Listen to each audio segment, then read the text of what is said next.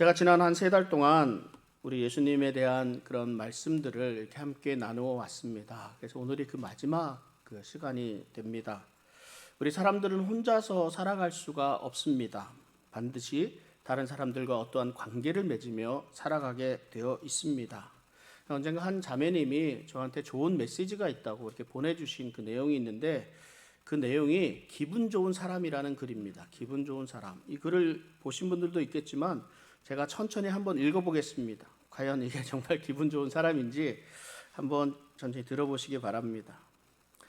살아가는데 기분을 좋게 하는 그런 사람이 있습니다. 이런저런 이야기를 많이 나눠서라기보다는 그냥 떠올리기만 해도 입가에 미소가 저절로 한아름 번지게 하는 그런 사람이 있습니다.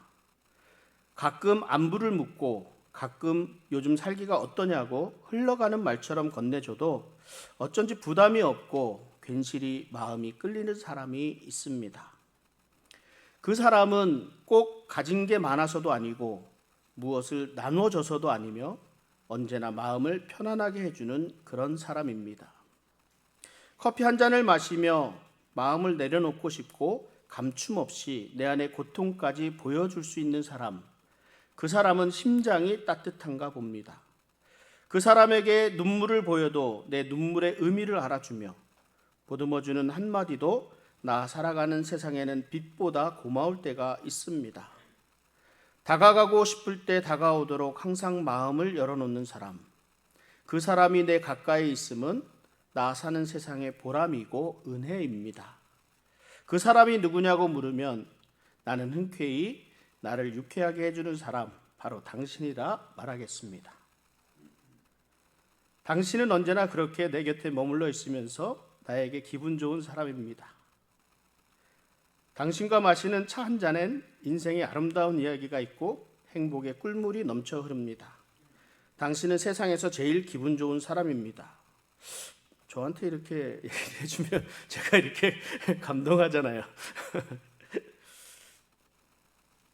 여러 가지 따뜻한 말들이 이렇게 있지만 어떤 사람이 기분 좋은 사람일까 이렇게 생각을 해보게 됩니다. 우리는 예수님은 우리에게 당신의 삶의 본을 보여주셨습니다.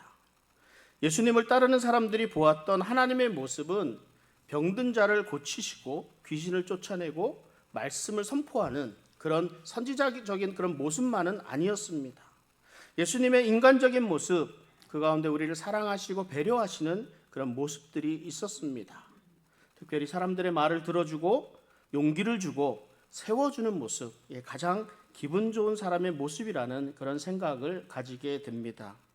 언제나 우리 곁에 있어 주시는 분, 우리에게 참 평안을 주시는 분, 우리의 기쁨이 되시는 분, 우리의 말을 가만히 들어주시고 위로해 주시고 격려해 주시는 분, 우리 주님의 모습 속에서 참 평안함을 또한 누릴 수 있게 됩니다.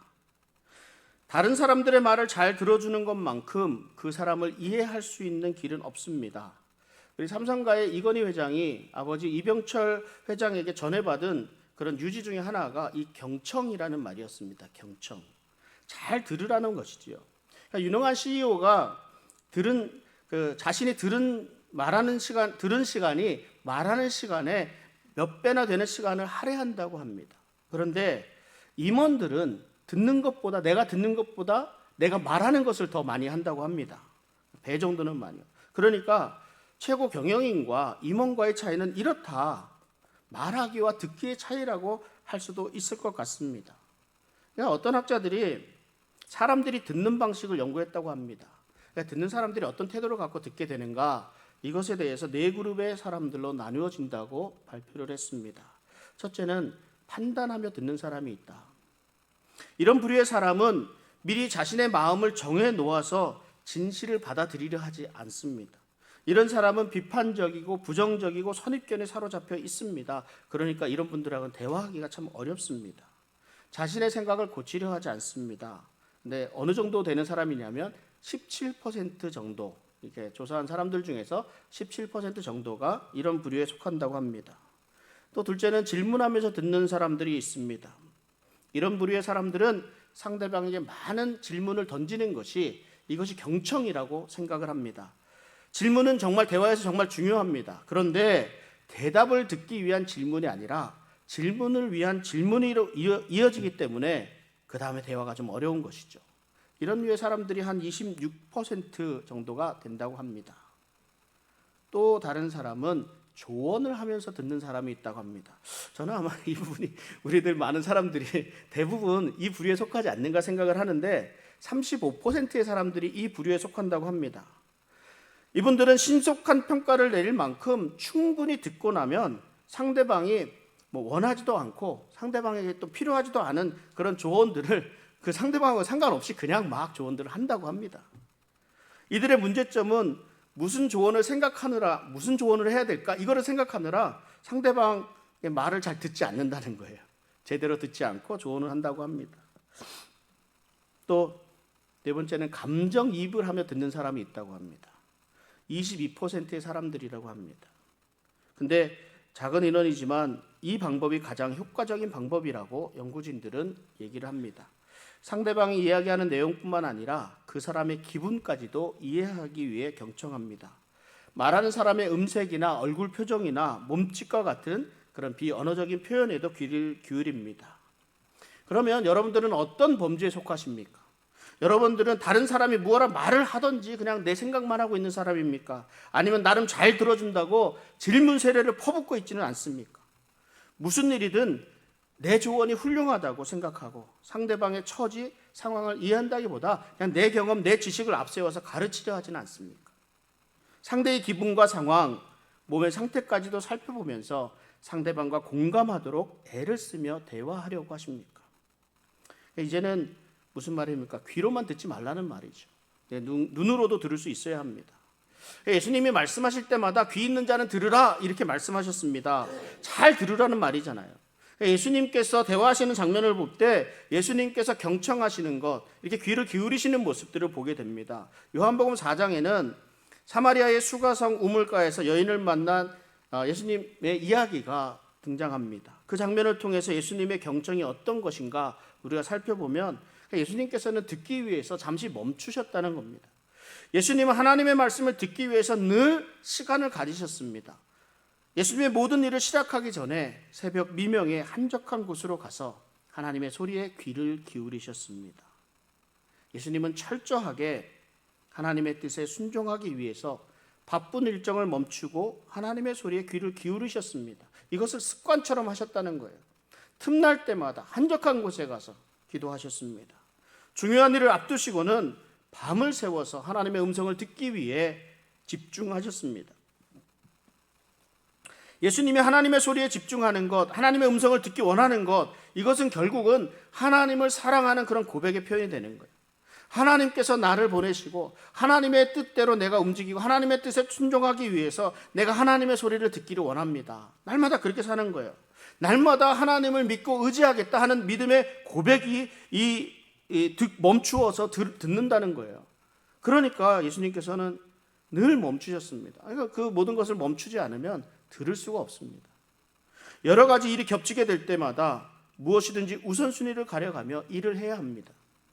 급하게만 하다 보면 실수가 많습니다. 그러니까 한 걸음 물러서서 잠시 멈추어서 다음을 위해 기도하고 묵상해야 할 때가 있습니다. 근데 어떤 때는 참 당황스러울 때도 있습니다. 다음 계획이 있으니까 내가 당장 다른 약속을 가야 되는데 여기서 계속 얘기하고 있는데 끊이질 않는 거예요. 끊을 수 없는 거예요. 곤란하잖아요. 이야기하는 상대에게 집중할 수가 없어요. 다음 일을 생각하기 때문에 이도저도 안 됩니다. 그러니까 지혜롭게 멈출 줄도 알아야 한다는 말입니다. 예수님께서는 중요한 일을 하기 위해 좀 덜 중요한 일을 잠시 멈추셨습니다. 중요하고 덜 중요한 일이 무엇이 있겠습니까마는 예수님에겐 더 중요한 것이 있었습니다. 자신의 사역의 일정, 내가 어디를 가는 것보다 간구하는 자의 소원을 들어주시고자 멈추셨습니다. 예수님은 수가성 여인의 자존감, 사회적 지위를 회복시키기 위해서 멈추셨고 그녀의 이야기를 들어주셨습니다. 우리는 언제나 내 일정, 내 생각, 내 계획이 앞섭니다. 왜 그렇게 급한지 모르겠습니다. 돌아볼 여유도 시간도 없습니다. 그냥 몰아쳐 가야만 하는 줄 압니다. 그게 내가 열심히 사는 거라고 생각을 합니다. 그런데 예수님은 우리를 위해서 예수님의 방향을 돌이켜 주시는 분입니다. 한 영혼을 천하보다 귀하게 여기시기 때문입니다. 정말 중요한 것은 영혼 구원의 문제지요. 영혼 구원을 위해 내 일을 멈출 수 있는 그런 결단이 좀 필요합니다. 그래서 저는 늘 생각했습니다. 비유하자면 영혼 구원의 구원 열차를 얘기하는데, 이 구원 열차는 KTX, 청룡 이거 아니다. 옛날에 있는 비둘기, 완행 열차, 이런 열차가 구원 열차가 아닌가, 이런 생각을 또 해보게도 됩니다. 내 삶에 여유가 없으면, 내 자신을 돌아보는 시간을 갖지 못하면 다른 사람들의 말에 귀를 기울일 여유가 없어집니다. 그러니까 내 몸 하나 추스르지 못하고 있는데 어떻게 다른 사람의 형편을 살필 수가 있겠습니까? 잠시 시간을 내서 내 자신을 돌아보는 시간, 잠시 시간을 내서 다른 사람들을 살필 수 있는 그런 시간들이 있었으면 좋겠습니다. 그리고 예수님은 자신의 가진 것들을 다 내려놓으셨습니다.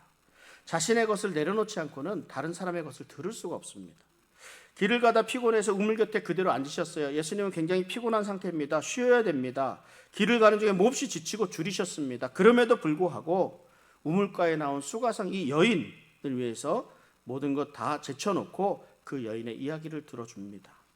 그녀의 삶에 관해 말할 수 있도록 질문도 하시고 그녀의 고단한 삶을 어루만져 주셨습니다. 예배와 삶에 대한 가르침을 주셨습니다.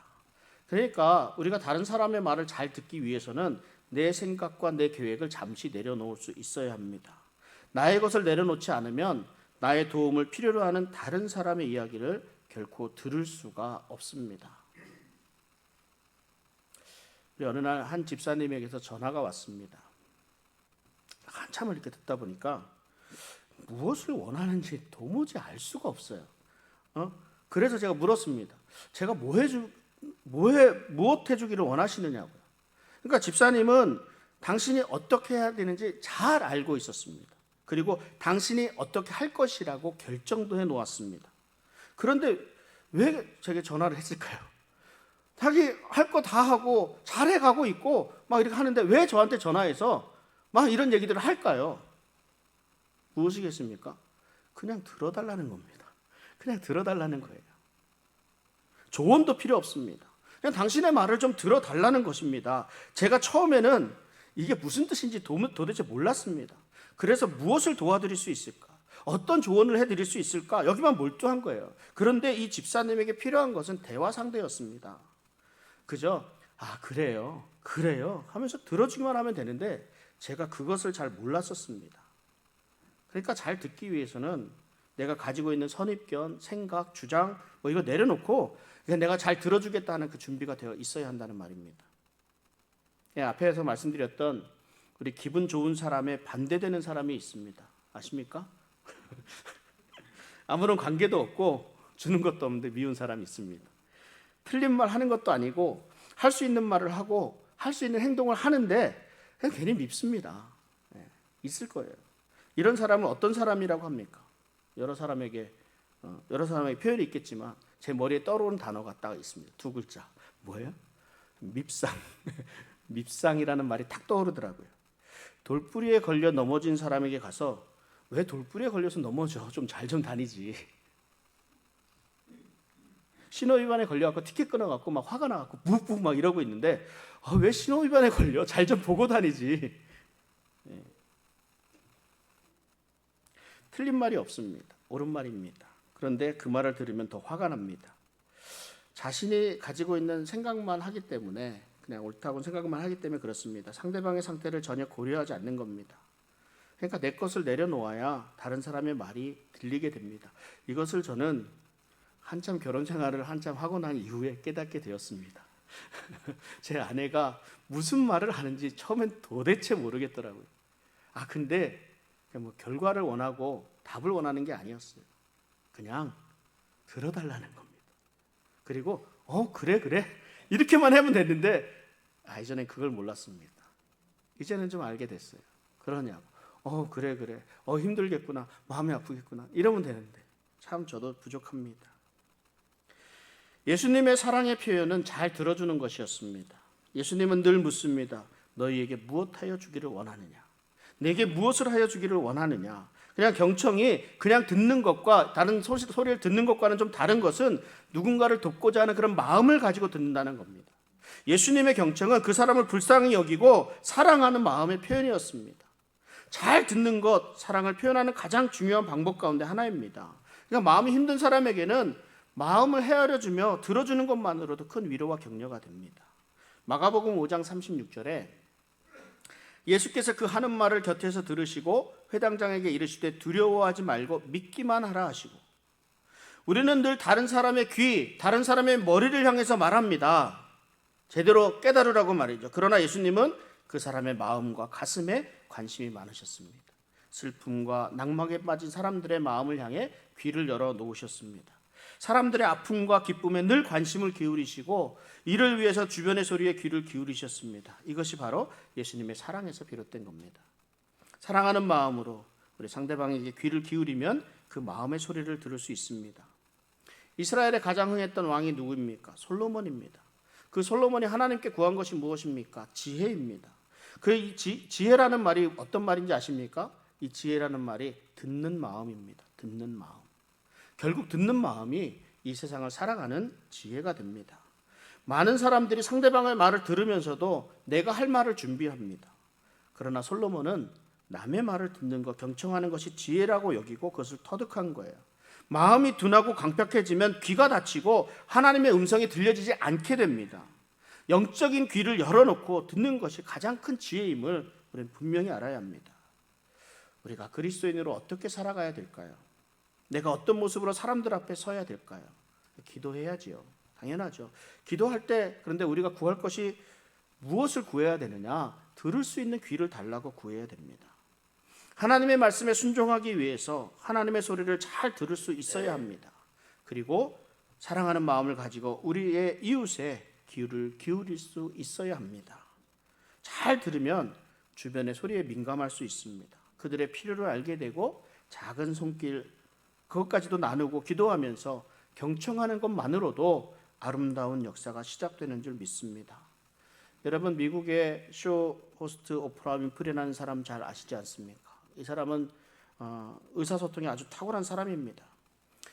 오프라 윈프리가 쇼를 진행하는 1시간 동안 그녀가 말하는 시간은 10분에 불과합니다. 나머지 50분은 대부분의 시간은 상대방의 이야기에 눈을 맞추고 고개를 끄덕여주고 질문해주고 다른 사람을 안아주는 일에 쓴다고 합니다. 상대방의 지위와 나이에 상관없이 다가가는 탁월한 소통의 기법을 가졌다고 평가를 받고 있습니다. 경청이라는 것, 잘 들어줌으로 우리의 사랑의 관계를 잘 맺어갈 수 있는 성도님들 되시기를 바랍니다. 우리가 살아가는 동안 그래도 이렇게 잘 들어주는 것 못지않게 중요한 것이 또 뭐예요? 말 잘하는 거잖아요. 저도 말을 잘 못해서 좀 그런데 제가 드리는 말 잘하는 것도 막 이렇게 청산유수로 막 막힘없이 말한다, 이거를 가리키는 것은 아닙니다. 무슨 말을 잘해야 됩니까? 다른 사람에게 힘을 줄 수 있는 말, 어떻게 격려하는가가 정말 듣는 것만큼 중요합니다. 디트로이트의 전기회사에 근무하던 한 젊은 기사가 있었습니다. 전기회사에 그는 가난했지만 매우 성실했습니다. 10시간씩 막 일을 하고 끝나고 나서 집에 와서 낡은 창고에 틀어박혀서 밤을 새며 연구를 했습니다. 집 뒤뜰의 낡은 창고가 그의 작은 연구실이었습니다. 온갖 부품과 기름 냄새로 꽉 차 있었습니다. 그 사람 아버지가 농부였는데 그 아버지는 그를 못마땅히 여겼습니다. 막 맨날 뭐라고 하는 거예요. 동네 사람들도 그를 비웃었습니다. 왜 거기 들어가서 뭐 하고 있냐고 말이죠. 그러나 그에게는 자신을 믿어주는 한 사람, 그의 아내가 있었습니다. 그래서 실망하지 않고 연구를 계속할 수 있었습니다. 아내가 뭐라 그랬을까요? 당신은 꼭 성공할 거야. 나는 믿어요. 언젠가는 당신의 꿈을 이룰 거예요. 제가 낯간지럽게 이렇게 얘기하는 게 좀 그래서 당신이 가는 곳이라면 어디든 함께 가겠습니다. 이게 아내의 격려의 소리예요. 아내는 남편의 곁에서 불을 밝혀주었고 손을 녹여주며 함께 했습니다. 3년 뒤에 이 동네 사람들이 처음 듣는 이 시끄러운 엔진 소리를 들을 수 있었습니다. 처음 자동차를 몰고 나온 그 젊은 기사의 이름이 헨리 포드, 자동차의 왕이라고 하죠. 헨리 포드는 다시 태어나면 무엇이 되고 싶습니까? 라고 물었어요. 그랬더니 그 질문에 내 아내와 함께 한다면 뭐를 해도 괜찮다. 이렇게 얘기를 해요. 이게 너무 참 대단하지 않습니까? 헨리 포드를 있게 한 것이 바로 아내의 신뢰와 격려였습니다. 요한복음 21장에는 새벽녘에 부활하신 예수님이 갈릴리 호수에서 고기 잡는 제자들을 찾아오십니다. 밤새 수고하고도 한 마리도 잡지 못한 제자들에게 예수님은 고기를 잡을 수 있도록 저기 가서 그물을 던지라고 권면합니다. 이때 제자들의 마음에 예수님이시구나, 예수님이 오셨구나 하는 이 마음이 들었습니다. 그래서 급한 베드로는 바다로 뛰어들어서 예수님에게 갑니다. 예수님은 제자들을 위해 모닥불을 준비해 놓으셨습니다. 육지에 다다른 베드로는 예수님을 너무나 보고 싶었습니다. 그러나 예수님을 부인한 지난날의 잘못 때문에 말도 건넬 수가 없었습니다. 예수님 저기서 모닥불 앞에 있는데 주변에 쭈뼛쭈뼛 접근할 수조차 없었습니다. 예수님이 제자들이 잡아온 물고기를 구워주시고 아침을 같이 먹었습니다. 아침을 먹고 나서 예수님이 베드로에게 물었습니다. 요한의 아들 시몬아, 내가 이 사람들보다 나를 더 사랑하느냐? 주님, 그렇습니다. 내가 주님을 사랑하는 줄을 주님께서 아십니다. 내 어린 양을 먹이라. 예수님은 이런 질문을 3번이나 반복하셨거든요. 베드로의 관심은 처음 질문에 있었어요. 뭐예요? 내가 이 사람들보다 나를 더 사랑하느냐? 사랑을 확인하는, 이거 사랑받고 싶습니다. 나는 예수님 사랑합니다. 이거를 확인하고 있었습니다. 그러니까 베드로는 온통 여기에 관심이 있었어요. 그런데 예수님은 베드로를 통해 이루실 아름다운 이후에 이뤄질 일들을 보고 계셨습니다. 예수님은 베드로가 실패의 자리에서 머물기를 원하지 않았습니다. 그리고 그에게 실수에서 집중하지 않고 가장 소중한 것이 무엇인지 그 사랑에 집중하도록 했습니다. 더 나아가서 베드로에게 또 사명까지도 주셨죠. 내 양을 먹이라. 격려입니다. 예수님의 격려. 예수님은 베드로에게 나를 사랑하는 것으로 족하다, 그리고 너에게 맡긴 그런 양을 먹이라 격려하셨습니다. 너를 믿는다는 말씀입니다. 예수님은 베드로의 실패보다는 그 안에 있는 사랑을 보셨습니다. 지난날 예수님을 부인한 부끄러운 잘못으로 베드로를 평가하지 않으시고 앞으로 그가 펼칠 복음의 사역을 바라보며 믿음으로 격려하셨습니다. 이와 같이 격려는 작은 희망의 불씨를 살리는 그런 힘이 있습니다. 그 격려로 하나로 엎드려 있고 쓰러져 있던 사람들이 일어나게 되는 거예요. 큰 일을 당하거나 낙심한 사람들과 함께 할 수 있다는 것이 얼마나 큰 힘이 되는지 모릅니다. 예수님은 인간의 몸을 입고 이 땅에 오셨습니다. 그래서 우리들이 누리는 기쁨과 분노와 사랑과 즐거움, 모든 것을 함께 하셨습니다. 즐거워하는 자와 즐거워하셨고 우는 자들과 함께 울어주셨습니다. 십자가에 달려서 극한의 고통까지도 겪으셨습니다. 부활하신 후에는 그 말씀은 우리와 끝까지 함께 하시겠다 하는 말씀이었습니다. 모든 것을 함께 하신 주님이 끝까지 함께 할 것이니 두려워하지도 걱정하지도 말고 담대하게 나가서 승리하라, 이런 말씀이었습니다. 평상시에 예수님은 부드러우신 분이 아니셨습니다. 제자들의 잘못을 책망하셨습니다. 믿음이 적은 자들이라 하셨습니다. 잘 깨닫지 못한다고 꾸짖으셨습니다. 잠시 깨어 있지 못하느냐 책망도 하셨습니다. 그런데 십자가 사건 이후에 뿔뿔이 흩어진 제자들, 예수님을 부인했던 제자들, 멀리 달아났던 제자들을 다시 만난 후에는 어떻게 해요? 책망하지 않으셨습니다. 오히려 격려하셨습니다. 그리고 다시 일으켜주시면서 사명을 주셨습니다. 예루살렘과 사마리아와 땅끝까지 복음을 전할 위대한 사명자라는 그런 비전을 심어주셨습니다. 예수님의 격려가 목숨을 아끼지 않고 충성하는 그런 위대한 역사, 이 초대교회의 놀라운 기적을 만들어내었습니다. 실수한 친구, 낙담한 사람들을 일으켜 세우려면 책망하지 말고 격려해야 합니다. 이들을 향한 하나님의 크신 기대가 있음을 알려주어야 합니다. 우리 한 사람의 격려로 인해 고난당한 이들이 자존감을 회복한다면 예수님의 제자들과 같이 이 땅에 큰 역사의 흔적을 남기게 될 수 있습니다. 말씀을 정리합니다. 예수님은 우리에게 경청의 자세, 잘 듣는다는 것이 무엇인지, 그리고 잘 말하는 것, 격려의 모습을 보여주셨습니다. 예수님은 우리도 예수님처럼 행하기를 원하시며 그대로 하라시고 본을 보여주셨습니다. 멈추어 서서 하나님의 음성을 들을 수 있는 성도님들이 되시기를 바랍니다.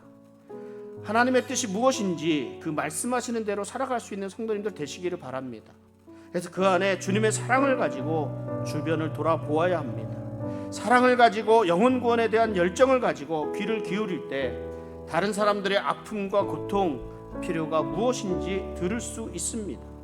귀로만 듣는 것이 아니라 마음으로 들을 수 있습니다. 그리고 그 고통, 아픔과 함께 할 때 그들에게 작은 도움이 될 수 있습니다.